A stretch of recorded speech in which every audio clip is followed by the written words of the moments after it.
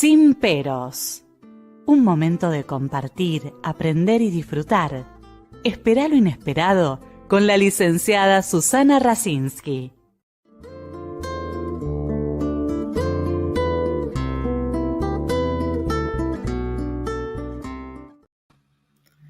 Muy buenas noches. Hoy vamos a hablar de un tema que mucha gente cree que no tiene nada que ver con el psicoanálisis, y tengo el placer de tener como entrevistado a un compañero, un colega de APA que ha estudiado mucho el tema, si bien Freud ya lo hablaba. Bueno, bienvenido José Sauwaller.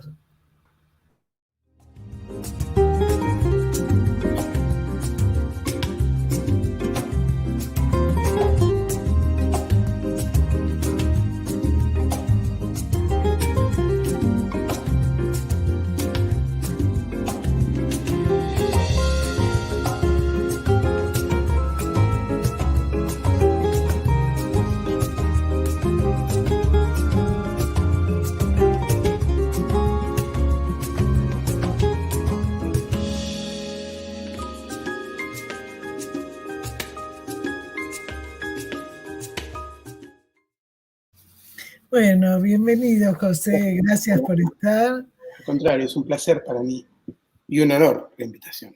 No, y aparte es un tema, como dije recién, que mucha gente dice, ¿qué tiene que ver el psicoanálisis con el dinero? No tiene nada que ver. Nosotros sabemos que tiene mucho que ver.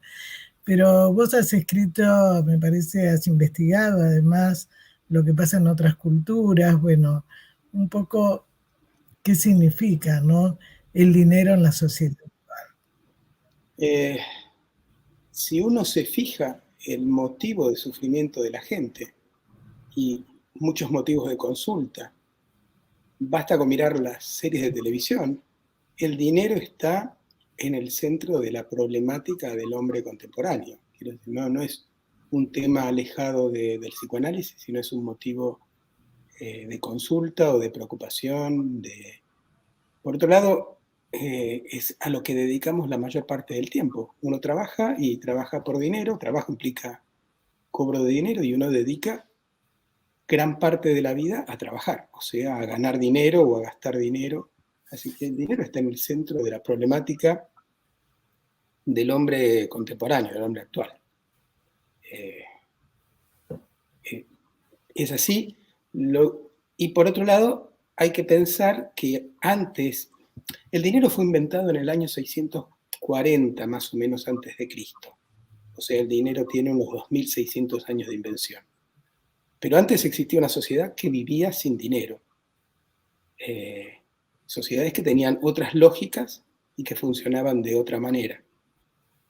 Entonces, hay que pensarlo como un invento humano profundamente significativo, porque implicó un salto simbólico infernal, increíble, como la escritura. O sea, tiene el valor de la escritura o más, el dinero.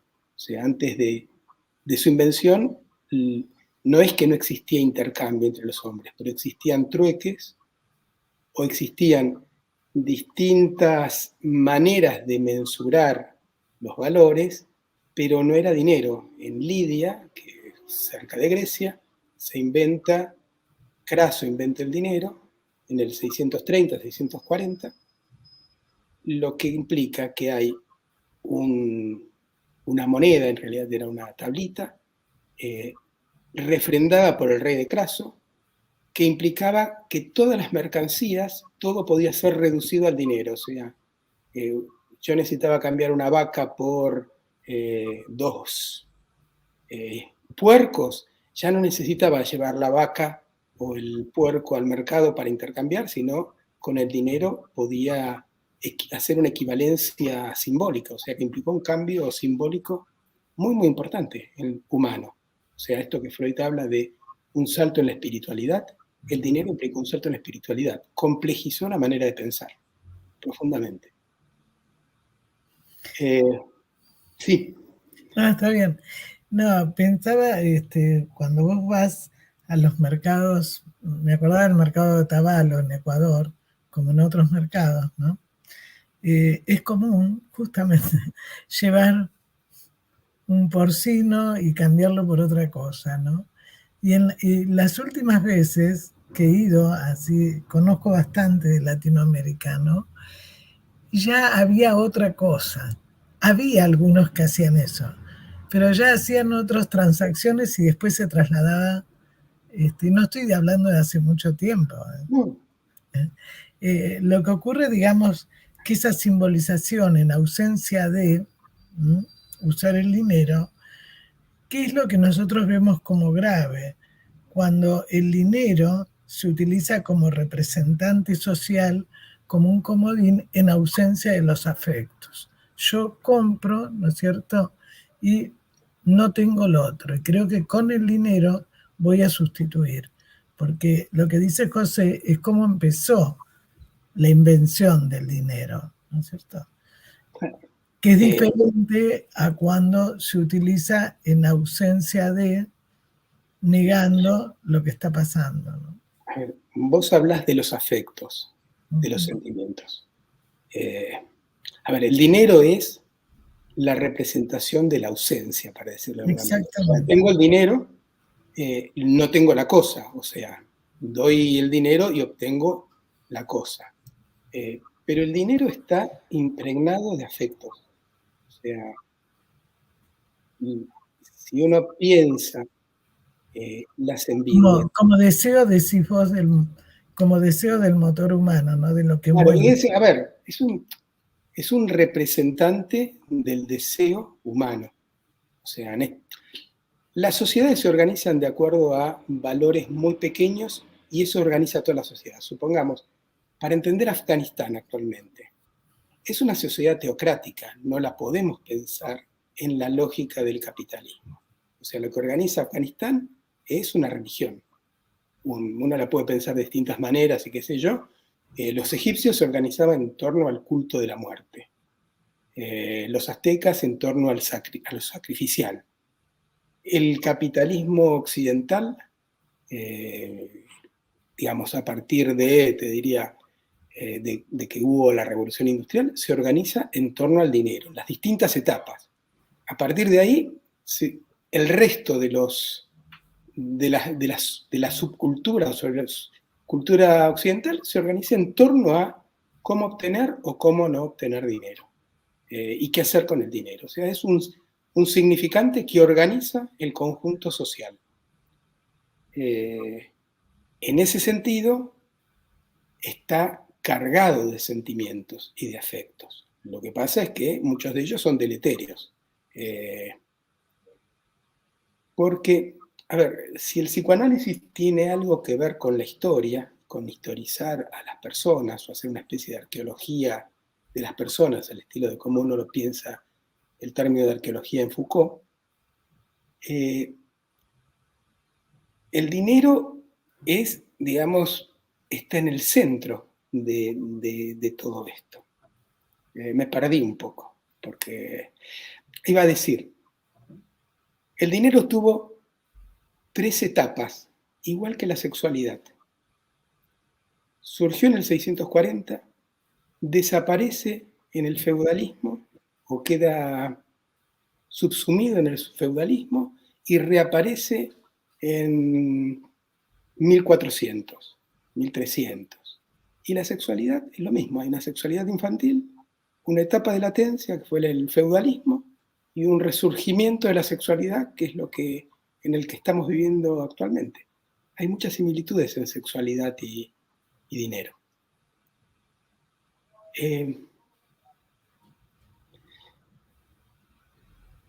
Y si pensamos, por ejemplo, estoy tratando de buscar, por esto te decía de la religión. El dinero surge a partir de un dinero sacrificial. O sea, los primeros dineros servían para que la gente compre las vacas votivas, las vacas que iban a la pira sacrificial, para ofrecerlas a los dioses, porque eran sociedades teocráticas. Las primeras monedas tienen grabado en su cara por ejemplo, el hacha con el cual se sacrificaba a los animales, imágenes de sacrificio. O sea que dinero y sacrificio y sufrimiento vienen siempre muy de la mano, desde el origen. O sea, el dinero era para el sacrificio. Servía para esto, para sacrificarse, para sacrificar los bienes y para ofrendarse a Dios, así que, o a los dioses, mejor dicho. Así que dinero y sacrificio, dinero y sufrimiento vienen en general de la mano. Sí, fíjate, me hiciste pensar cómo en muchas religiones el diezmo, que a veces se les pide la mitad de sus ingresos para poder ser más bendecidos, etcétera, etcétera, y terminan siendo organizaciones económicas, pero la gente cree en eso mágicamente, ¿no? Y también pasa con el juego. Cuando la persona, digamos, pone en el juego, digamos, el vientre que lo va a nutrir siempre, ¿no? Es decir, todo el valor que ahora vamos a ver con José, ¿no? Cómo fue pasando el valor de uso, valor de cambio, etcétera. Pero me parece importante, digamos, el valor que se le da al dinero, y que es para nosotros el dinero, ¿no? Desde el psicoanálisis. Bueno, en el mismo lugar donde se inventó el dinero, se inventaron dos cosas más. Se inventó el juego por dinero y se inventó la prostitución. Y fue el primer lugar donde las mujeres se ofertaban sexualmente para obtener dinero para poder elegir marido. O sea, en lugar de ser intercambiada entre las familias o entre los hombres, era la manera de liberación de la mujer. Los primeros prostíbulos eran en Liria, digamos, surgen ahí, más o menos pegados al surgimiento del dinero, pero como un movimiento libertario femenino. Es extraño, pero es así, históricamente. Vos me preguntabas por los valores del dinero. Sí. Sí, las distintas etapas, pero digamos, para que quede más claro para la audiencia, ¿no?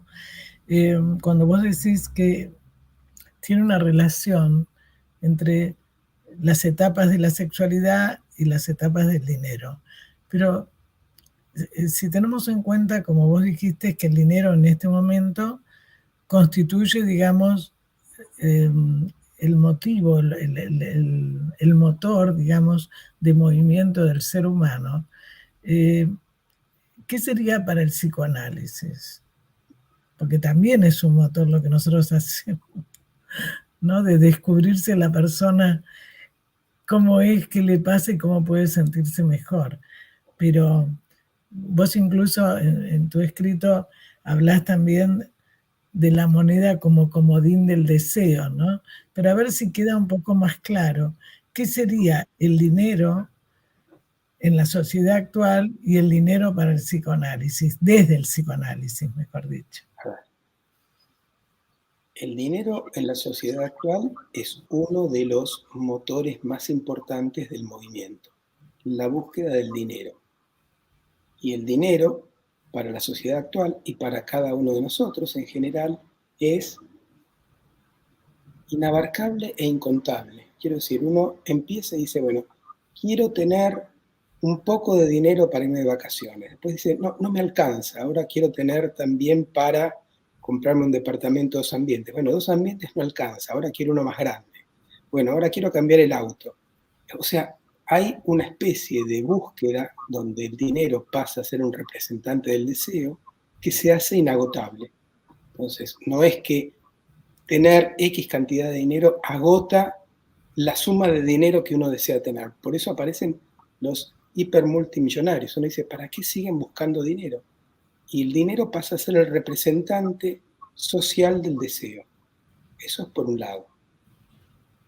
Freud relacionó el dinero con la etapa anal, básicamente, con la idea de el poseer o no poseer y la estructuración del yo. O sea, cuando yo me cierro y digo, este soy yo, también digo, esto es lo mío.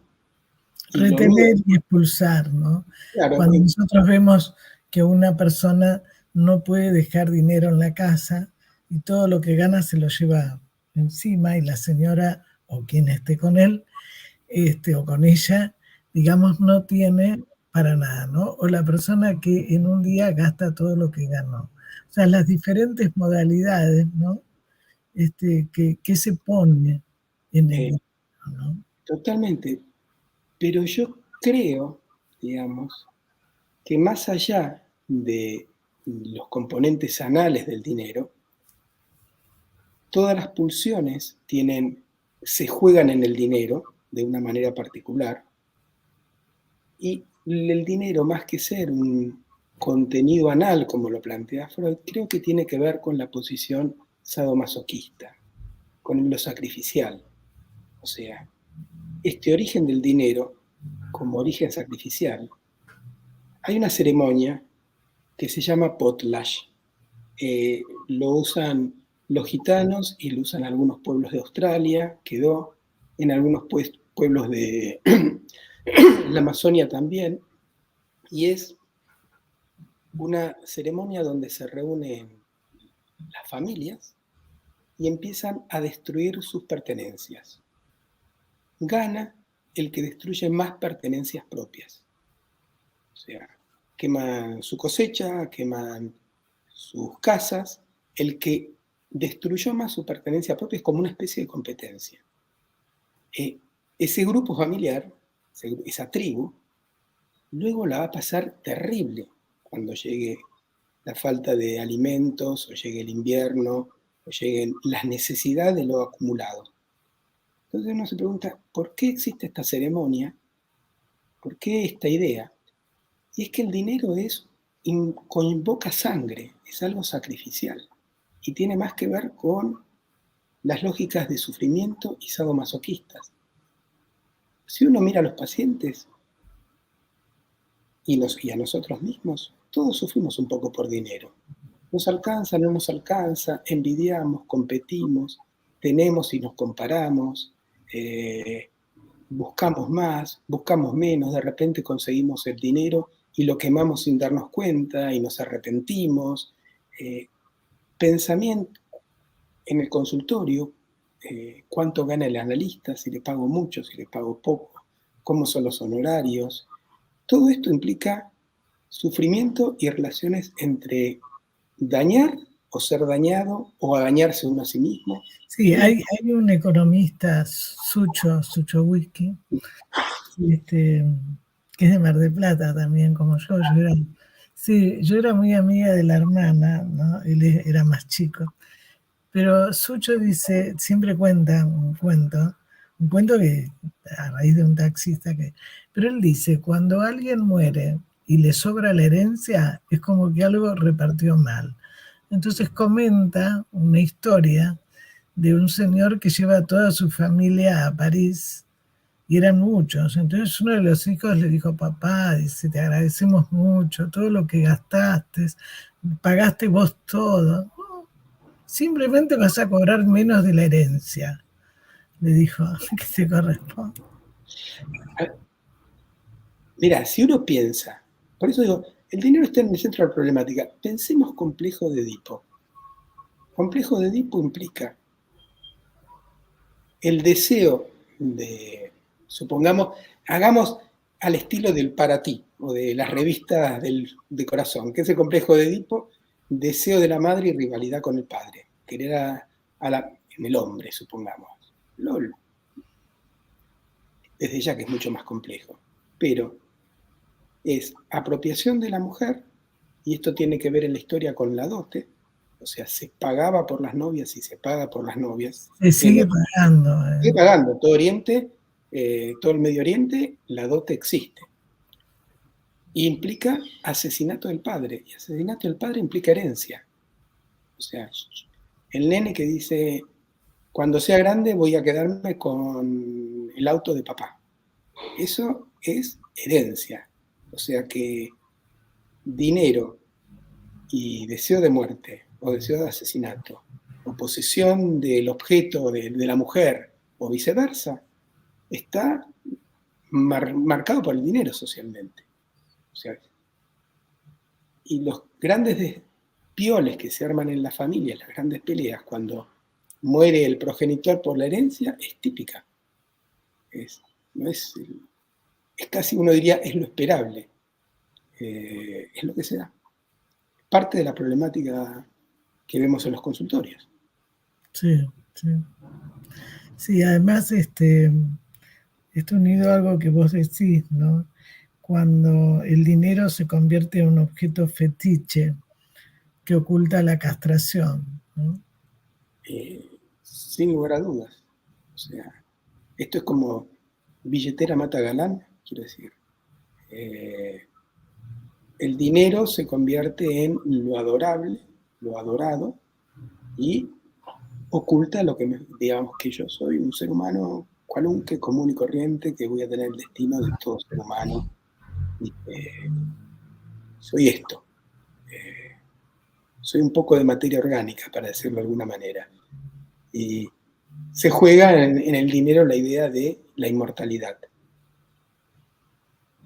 Por ejemplo, uno ve habitualmente que las personas mayores, no todos desde ya, se empiezan a poner muchísimo más tacañas y más ahorrativas. Y uno le dice, pero ¿para qué ahorras? ¿Para qué guardás si no queda tanto tiempo? Vas a tener mucho más dinero de lo que puedas gastar en el resto de tu vida. Y es que el dinero se transforma en tiempo. Entonces la gente, ante la vejez, lo que decide es ahorrar, confundiendo dinero con vida. Estas equivalencias simbólicas se dan todo el tiempo. Sí, me hiciste recordar un paciente que no le quería dejar los abonos del Teatro Colón y ya se moría. Y no hubo caso, porque claro, entregárselo a nombre de otra persona significaba ya la declaración que él ya sabía que se moría, ¿no? Dejar el lugar. Uh-huh. Uh-huh. El abono es el lugar, el asiento. Uh-huh.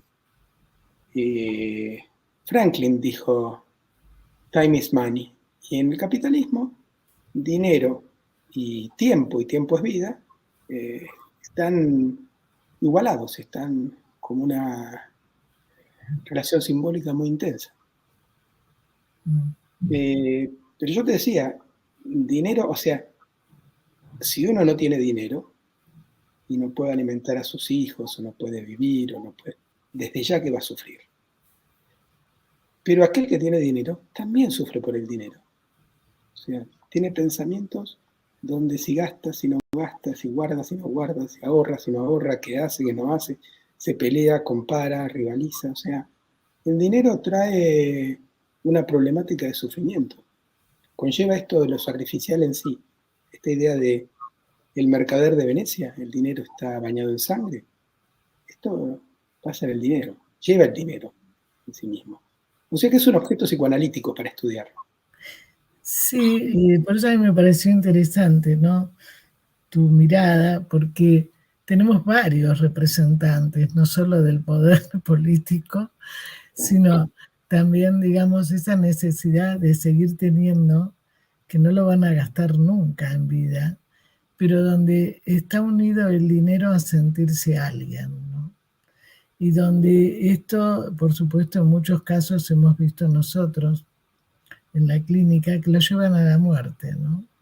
Al asesinato, porque también eso, ¿no? Donde de alguna manera las medidas de seguridad no alcanzan, a todo lo que sería, digamos, el sistema de espionaje, un montón de situaciones de aparente seguridad, ¿no? Para el que tiene mucho dinero, y que en el fondo muestra su inseguridad, porque es así, ¿no? Vos, José, hace un recorrido, digamos, por el valor del dinero en diferentes etapas, ¿no? El valor de uso, el valor de cambio, el valor utilitario, el valor de reserva. ¿Querés explicar algo de esto? A ver, claramente lo que se dice habitualmente es que el dinero tiene tres valores. Valor de uso, valor de cambio y valor de reserva. O sea, reserva en la Argentina, lamentablemente el dinero no nos sirve de reserva con la inflación, entonces rápidamente buscamos la reserva en otros valores, el dólar, por ejemplo. Valor de cambio es la posibilidad de intercambiarlo por bienes, y valor de uso, el valor de uso del dinero es mínimo porque es un papelito. O sea, ayer escuché que un chico había ahorrado monedas y las vendió como metal, digamos. Entonces, el valor de uso del dinero, en un momento determinado tenía un valor de uso en el origen, antes de que exista el dinero, y hay un valor de uso, y es para qué sirve. Entonces, valor de uso, valor de cambio, valor de reserva, esto es lo clásico de la economía. Estoy entrando en psicoanálisis. Yo creo que el dinero tiene dos valores más. Tiene valor de don, y esto tiene que ver con el dar y con lo sacrificial del dinero, con esta pata que yo digo que el dinero trae sufrimiento, y trae sufrimiento no solo psíquico, sino también sufrimiento físico. El paciente psicosomático es un paciente muchas veces inundado de números. El pensamiento del paciente psicosomático es un pensamiento numérico. O sea, hace cuentas por hacer cuentas. Muchas cuentas. Y esto se ve. Me acuerdo un paciente que fui a ver en unidad coronaria, estaba con un infarto, con un grave riesgo de muerte, y lo que le decía a la mujer es: no te olvides de pagar las expensas, hay que pagar el impuesto y la ABL. O sea, en lugar de hablar de la vida, o del riesgo de vida, o de los afectos, hablaba de dinero. O sea, los pacientes psicosomáticos están tomados por el dinero, y esto lo vimos en el 2001 en la Argentina con la crisis. Hubo después muchísimos infartos y mucha gente que se murió por esto del dinero. Este es el valor de don. Y hay un quinto valor que Baudrillard lo llama de signo, yo lo llamaría de estatus, y es: el dinero nos ubica y nos representa frente al grupo de pares. O sea, si yo tengo un celular, si es un iPhone, me representa y me dice en qué estatus estoy. O si tengo un auto, no es lo mismo tener un Fiat que un BMW, o vivir en, qué sé yo, en Martínez que vivir en un barrio alejado. O sea, si uno mira, por ejemplo, en qué gastan sus dineros los chicos de las villas, muchas veces lo gastan en zapatillas terriblemente costosas, porque eso le da un valor de estatus, es la manera de representarse frente al grupo social. Entonces el dinero tiene este valor, valor de estatus, valor de sacrificio, aparte de los valores claros, clásicos de la economía, valor de reserva, valor de cambio.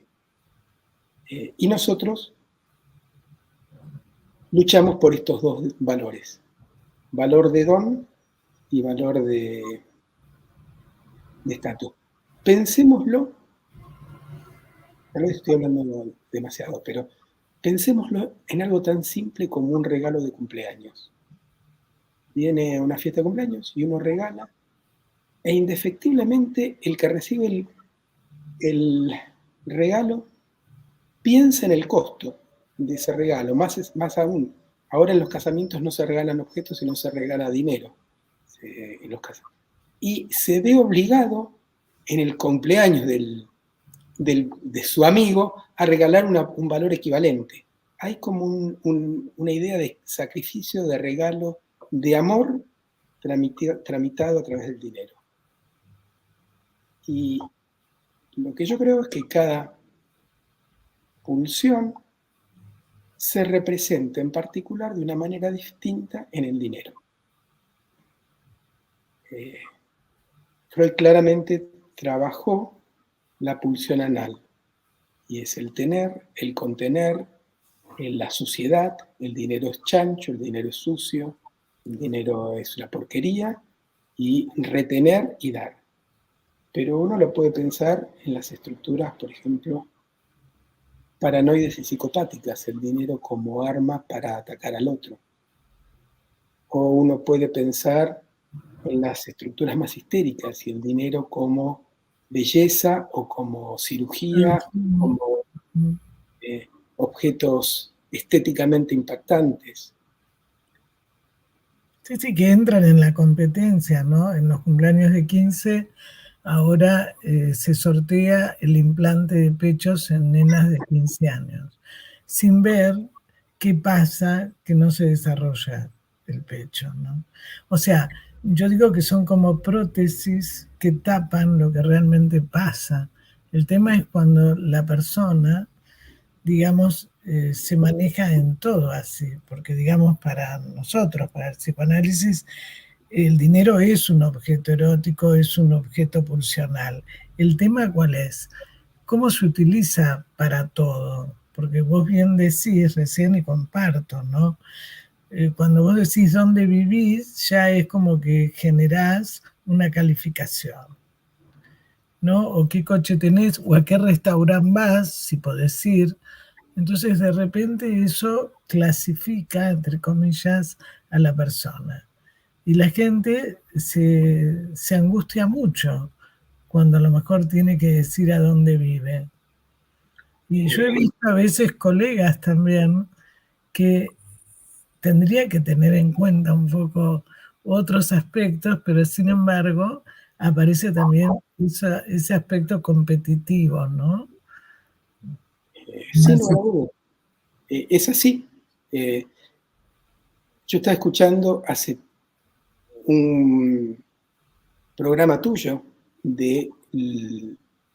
no era de la violencia entre los chicos y la pertenencia o no pertenencia al grupo. Y la pertenencia o no pertenencia está dada por si tenés o no tenés, a qué escuela vas, qué tenés o qué no tenés, y si perteneces o no perteneces, uno de los motivos de sufrimiento de los chicos. A ver, estamos hablando de la psicopatología del dinero. Desde ya, el dinero es totalmente trófico, sino es con lo que uno construye, con lo que uno se va armando, con lo que uno puede comprar y obtener placer, hacer un viaje cuando lo desea, mantener a sus hijos, educar. O sea, el dinero tiene un valor trófico y de crecimiento fundamental. Como somos psicoanalistas, o como vemos el sufrimiento y nos detenemos más en el sufrimiento, no es que el dinero es malo, no es ni malo ni bueno, es un objeto. Hay que ver cómo, es un valor simbólico y que hay que ver cómo uno lo usa. Pero... Claro, fíjate que acá el productor, ¿no? Justamente hace una pregunta. ¿Qué pasa con la educación? Que es lo que estamos hablando, ¿no? La semana pasada un adolescente que atiendo va a una escuela pública y es una de las escuelas que están en Vicente López, muy buena escuela, porque con las escuelas públicas hacen un esfuerzo muy grande los maestros, pero hay muchísimos problemas porque pasó a ser todos problemas sociales y económicos, aparte de todo lo que es educativo, ¿no? Entonces yo no sabía, ya se va a Bariloche, termina el año, eso sí sabía, pero me dice, tengo otro viaje, porque el Estado me paga otra semana en Mar del Plata. Entonces se juntan las vacaciones de julio, el viaje a Mar del Plata que le paga todo el Estado, el viaje a Bariloche que pagan algunos padres, y entonces el tema de las faltas. ¿Cómo hacen para tener las faltas para todo eso? Digo, ¿no? Este tema de sacrificio y donde también se ve la diferencia, porque a Mar del Plata van todos, a Bariloche no van todos, ¿no? Entonces este tema, digamos, que va diferenciando, ¿no? Y cada vez más los chicos que van a una escuela con 3 idiomas, con una cuota que es el sueldo de muchos padres, ¿no? Y otros que no pueden, ¿no? Sin lugar a dudas, a ver, vivimos en una sociedad particularmente injusta. En ese sentido, la injusticia se motoriza a través del dinero. Digamos, los que tienen y los que no tienen Y claramente los que tienen acceso a supongamos, una educación, un conocimiento que otros claramente no pueden acceder.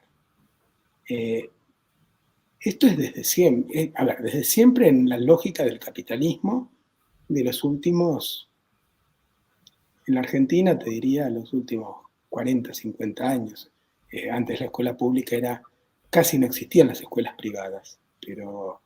Bueno, muchos de nosotros hicimos todo, las universidades, todo, y el que iba a privada era el que no estudiaba, no había. Pero después con Menem, bueno, se hizo un gran negocio con toda la...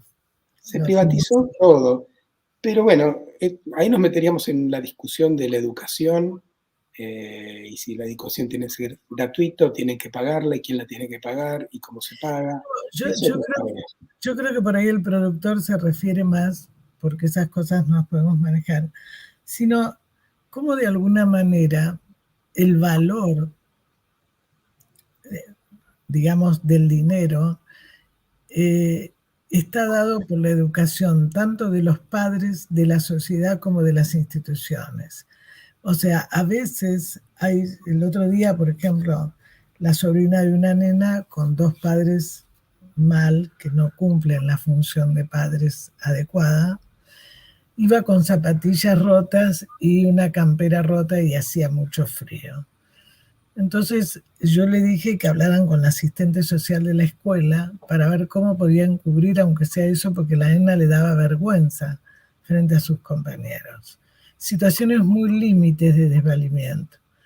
Entonces de repente, digamos, ¿qué significa? Porque ya ese chico de muy chico, que no le compran juguetes, que no tiene ropa, se va a sentir justamente un excluido de la sociedad, ¿no?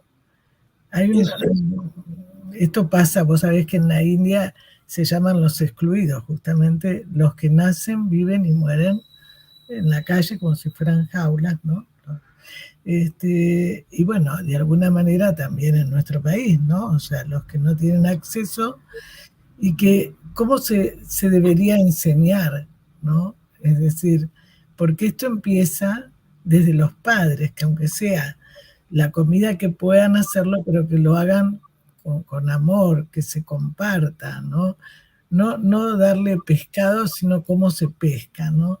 Yo estoy acostumbrada, que he trabajado en escuelas muy difíciles, rurales y demás, pero siempre hay formas, ¿eh? En una escuela cerca de Clarás, cerca de Necochea, yo di muchos años cursos a los docentes y a los profesionales de la salud y educación, y me decían, Susana, ¿qué hacemos? Porque acá lo único que comen los chicos son los pajaritos que cazan. Bueno, es decir, era eso, era el valor que tenía, ¿no? Como vos decís, era el valor de cambio, porque no podían comprar, pero bueno, tenían eso. Y había que trabajar con eso.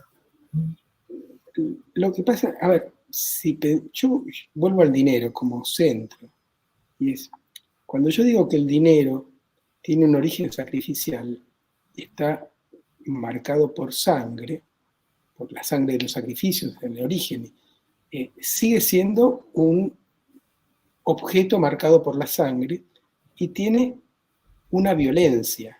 O sea, el dinero incluye lo trófico, lo que uno puede hacer de crecimiento, pero también incluye lo destructivo y tiene un valor de violencia, digamos. Es inherente al objeto, es como el ser humano. El ser humano inherentemente puede ser amoroso y puede ser terriblemente violento. Y el dinero lo representa. Entonces, hay violencia en el dinero. Hay violencia en la apropiación de dinero, en la manera de conseguirlo. Genera culpa, sin lugar a dudas. O sea, dinero lleva una marca culposa. Culposa al nivel del super yo, quiero decir, es un representante del super yo, el dinero. Tengo, no tengo, y si lo tengo, es que se lo saqué a algún otro. Y eso me marca en cuán culpable soy y qué hago con esa culpa, cómo la proceso. Pero lleva una marca de culpa, lleva una marca de sangre. Pensemos Vos estás hablando de los chicos y la educación. Cuando una pareja se separa, cuando una familia se separa, las peleas son, digamos, por dos cosas. O por la apropiación de los hijos o por la apropiación del dinero. El eje de la pelea cuando una pareja se separa es marcar los límites de lo propio. Una pareja era nosotros y ahora tengo que marcar el yo y el tú. Y para marcar los límites se usan dos objetos. O los hijos son míos, no son nuestros, dejan de ser nuestros para ser míos. No te lo doy, o venía a buscarlo, pero te lo doy mal vestido, por ejemplo, es mío. La ropa queda en mi casa. O el dinero. Cuánto corresponde dar, cuánto no corresponde dar, quién se queda con la mitad, quién... Estos son los ejes de pelea. O sea, el dinero está en la marcación del límite, del narcisismo de cada uno. El yo está representado por la... Sí, además que uno ve donde los chicos, el otro día, un paciente, bueno, con una situación de separación, con siempre peleas y demás, y donde tiene que ir al terapeuta que queda cerca de la mamá, y tiene que ir al deporte que queda cerca de la mamá, y esto pago y lo otro pago. Entonces la nena le dice a la psicóloga, yo estoy podrida de que se peleen, siempre cada uno habla mal del otro, no tengo ganas. La nena había empezado a cortarse, ¿no? Que por eso fue a la consulta. Bueno, yo atiendo al papá, ¿no? Pero de alguna manera, ¿no? ¿Qué significa cuando se utiliza justamente a los chicos y al dinero? Incluso ahora, cuando se junta una pareja, hace un contrato de los bienes y demás. O sea, como para que quede claro qué es lo que es de cada uno. O, por ejemplo, cuando uno ve que en la pareja uno de los dos oculta cosas. Esto se da mucho en parejas separadas, ¿no? Como que hay cosas que no se hablan, ¿no? Como que son prohibidas. De esto no hablo, ¿no? Es decir, y eso representa como que es intocable, ¿no? Como sagrado. Este origen que vos decís, ¿no? De lo sacrificial, de la ofrenda, ¿no? Sí, hay que pensar que el yo en la sociedad capitalista se construye a partir de los límites de las propiedades. La propiedad privada, lo que aparece en la Constitución. Y la propiedad privada arma lo privado, y lo privado es el yo, lo mío y lo tuyo. Entonces, los límites, no es lo mismo. Yo te decía de la historia del dinero. En el feudalismo lo propio tenía que ver con la tierra, no tenía que ver con el dinero. El dinero no tenía un valor de cambio. Las lógicas eran, o en la esclavitud, la pertenencia tiene que ver con otra cosa, no con el dinero. En el capital, digamos, tiene que ver con la pertenencia del cuerpo. En el capitalismo, los límites del yo están marcados por lo monetario. Y son los primeros límites que los chicos aprenden del principio de realidad. Sale un nene chiquitito con la mamá y lo primero que le dice, apenas empieza a hablar, es, ¿me compras una golosina o lo que sea? Y la mamá le dice, sí, no, tengo, no tengo, puedo, no puedo. Y en ese momento, que sí es la etapa anal, se empieza a jugar los límites de lo propio, del yo y del no yo, en tensión con la madre. Comprame, no te compro. Comprame, no te compro. Capricho en el supermercado. Esto es típico, que uno lo ve. Bueno, esto va marcando cuáles son los límites del yo del chico y del yo de la madre. Pero además cuando el chico se convierte en el que decide qué compra a la mamá. Esto es gravísimo, porque una cosa, no me acuerdo que una vez un nene de 4 años me dice, no, venía con el canastito y me dijo, esto es lo que quiero, papá. Entonces, a ver, una cosa es que uno le dé a elegir dentro de lo que el chico necesita, puede, pero la otra cosa es que uno le dé ese lugar de adulto que no tiene, que eso indica más desprotección para el chico, lo que supuestamente puede calmar a la mamá para dejarla tranquila, o al papá, o a los que lo crían, se termina haciendo como que en realidad no le dan la contención adulta, ¿no? Lo que nosotros llamamos reverie, afectiva para el chico, ¿no? O sea, le crea todavía más desamparo y más desvalimiento. Entonces lo que se va convirtiendo en que yo tengo que pedir para que me den. Y esas demandas, ¿no? Que después uno ve a lo largo de la historia de la vida, ¿no? Que siempre está la demanda, que no es lo mismo que el deseo, ¿no? No, a ver, la Argentina es un país bastante anómico y ha habido un cambio donde los chicos, los padres le tienen miedo a los chicos, no es que los chicos obedecen a los padres. Hay una caída de la autoridad parental, no solo de los padres y las madres, parental, muy significativa en la Argentina. No existe así en todos los países, o sea, no es universal esto. Tiene que ver con algunos países donde funciona más anómicamente que otros. Pero bueno, la Argentina funciona bastante anómicamente. Y en ese sentido uno ve de repente esas situaciones, de chicos que le pegan a la maestra, por ejemplo. O, para volver al dinero, de chicos que le dicen, mi papá te paga el sueldo, así que yo hago lo que quiero. Y eso se ve en algunas escuelas privadas sí se ve. Sí, bueno, acá el productor había puesto, digamos, cómo en las escuelas privadas, cómo pagan, tienen a lo mejor alumnos que no son para esas escuelas o hacen diferencias, que el otro día también pasó con el hijo de una paciente que lo dejaron pasar a un chico que tenía 2 materias previas y el hijo de ellos lo había ayudado a este chico y a él lo aplazan porque lo vieron que estaba ayudando al otro. Al otro lo dejan pasar y a él no. Bueno, una situación terrible, ¿no? Porque, bueno, era el hijo de, o etcétera, ¿no? Las injusticias existen, pero...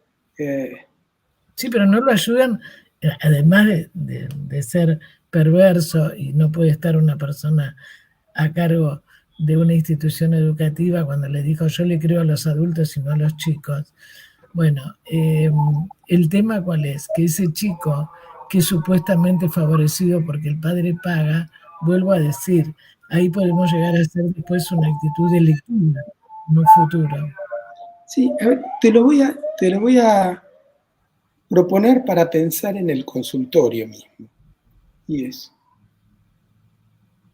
cuando el terapeuta, el analista, está muy necesitado de dinero, se invierte la demanda y no es el paciente el que necesita, sino es el terapeuta el que necesita. Y entonces, en lugar de analizar o de atender bien al paciente, está desesperado porque el paciente no abandone el tratamiento con el cual se mantiene. Entonces se genera una inversión de la demanda donde no es que el paciente necesita, sino que es el terapeuta el que necesita. Es una situación que uno ve, digamos que... Sí, es gravísimo.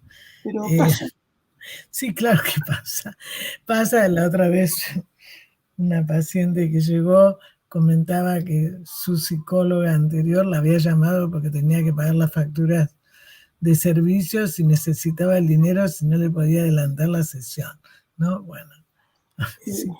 Claro, pasa esto y pasa algo muy particular con el dinero y los tratamientos. Y es, suponiendo que el tratamiento esté bien encauzado y funcione bien, hay una asimetría. La asimetría tiene que ver con que es el paciente el que demanda y el analista el que da en su momento con sus interpretaciones, señalamientos, construcciones, reverie, holding o lo que haga. En el momento del pago, esa situación se invierte y es el analista el que está en situación de carencia, de necesidad, y es el paciente el que tiene.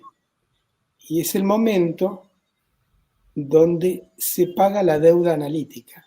Si está bien pagada, si se cobra lo justo y se paga lo justo y qué sé yo, se equilibra la situación y el paciente a la larga terminará su tratamiento, estará sano y será con reconocimiento pero sin deuda. Pero después, si esto no está bien tramitado y pensado, siempre queda una deuda del paciente al analista, del analista al paciente, digamos, hay un balanceo de demanda, oferta, que es interesante para pensar las transferencias, lo que pasa en transferencia y contra transferencia. Pero bueno, es ya para meternos más fino. No, pero me parece un tema que es poco tratado y que es muy importante. ¿Por qué a veces, digamos, cuesta cobrar y por qué a veces un paciente deja deudas y por qué a veces, digamos, en este momento que también se ha cambiado eso porque se hacen transferencias que antes se pagaba, digamos, en la mano, ¿no? Es decir, ha habido un montón de cambios que han modificado el encuadre y donde de alguna manera, digamos, influyó, no influyó en el tratamiento. ¿Cómo es, no? Porque todas estas cosas creo que no son, la verdad, muy abordadas. No, a ver, no está muy pensado, pero es para pensar. Lo que pasa es que yo te decía que hay una evolución del dinero, y hubo un momento donde el dinero era solo moneda, solo metal. Los primeros dineros, perdón, pero estoy resfriado. Los primeros dineros eran de electro, que era una mezcla de plata y níquel, luego con algo de oro. Los papeles como letra de cambio empiezan más o menos cuando empiezan los primeros bancos en Italia, te diría 1300, 1400, empieza a aparecer el papel moneda. Se mantiene la moneda. Uno dice, ¿para qué se fabrica moneda? Y la moneda solo tiene un valor de relicto, porque las monedas en ningún país tienen mucho valor. El valor es el billete, las monedas son los centavos, tiene un valor histórico. Y en este momento, con el cambio de era que estamos viviendo, tecnología mediante, el dinero empieza a ser solo número. O sea, uno no ve los billetes. En Europa te pagan, vos lo pones en el celular y con el celular vas pagando. No es que tenés plata, como se tiene en la Argentina, contante en el bolsillo. Se tiene el celular. El dinero se va convirtiendo en solo número, solo un símbolo. Entonces hay una evolución de la materialidad del dinero que habla de los desarrollos simbólicos que el ser humano va conquistando. Cada vez es más símbolo y menos objeto. Más número, para decirlo. El número es un símbolo. Un símbolo que sirve para comparar un número con otro número.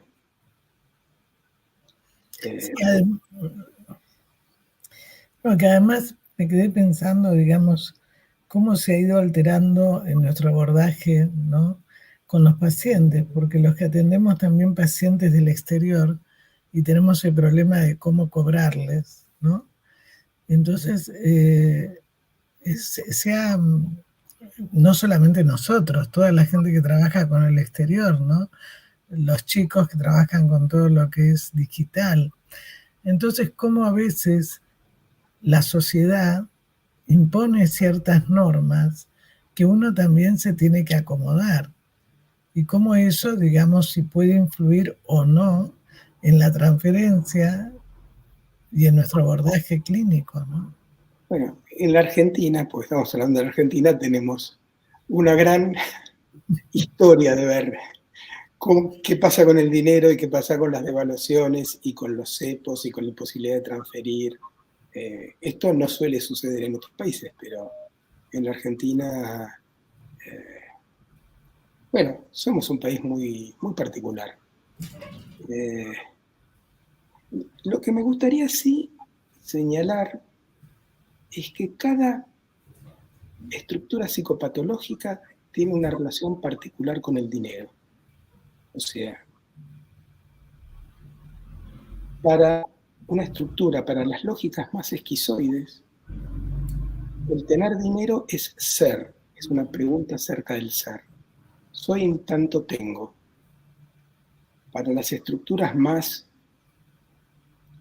melancólicas, más depresivas, en la lógica no de depresión clínica, sino de punto de fijación anal secundario, oral secundario, por decirlo, el dinero es un valor acerca del amor, de si soy querido o no soy querido, soy reconocido o no soy reconocido.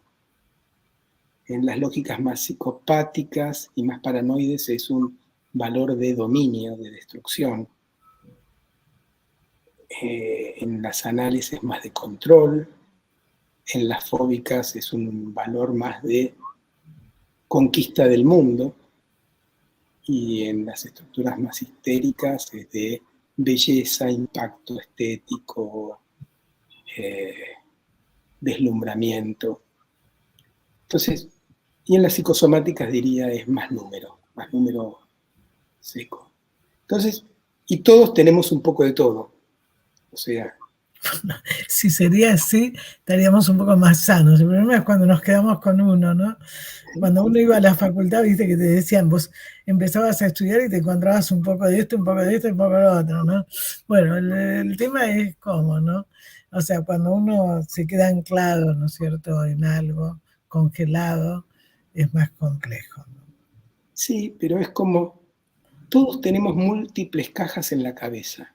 Exactamente. O sea, no es que el dinero es fungible, es uno solo. Esto es para las expensas, esto es para las vacaciones y esto es para el ahorro o darme gusto. Y son cajas separadas que tenemos en la cabeza. Entonces, esas cajas separadas encajan en estructuras psicopatológicas separadas, para decir, en este mosaico de psicopatología que somos cada uno de nosotros, con más predominio de una cosa o de otra, pero somos un mosaico de psicopatología, de estructuras diversas. Y así funcionamos. Sí, así es. Bueno, se nos ha ido el programa, yo voy a anunciar el otro y te dejo el cierre del programa con lo que vos quieras decirle a la audiencia, y te agradezco. Un abrazo muy fuerte. El próximo programa va a estar la licenciada Diana Altavilla, que va a hablar un poco cómo entendemos y abordamos la autodestrucción, el desvalimiento, en fin, temas que son de mucha violencia, ¿sí? Así que muchísimas gracias, José, te dejo el cierre del programa. No, a ver, no hay cierre salvo agradecerte a vos esta invitación y proponerle a la gente que piensa, que pensemos en todo, no en una categoría en particular, sino que en la vida cotidiana. El dinero es parte de la vida cotidiana. Entonces, esta era mi idea de pensar el dinero, y la verdad que estoy muy agradecido y honrado por estar en este programa. No, gracias vos, José. Trabaja y ha trabajado muchísimo. Bueno, yo no lo dije, pero estaba en la pantalla en tu currículum. Ha publicado muchos libros y también artículos en distintas entidades nuestras, con niños y adolescentes también, ¿eh? Así que bueno, muchísimas gracias, José. Un abrazo. Besos.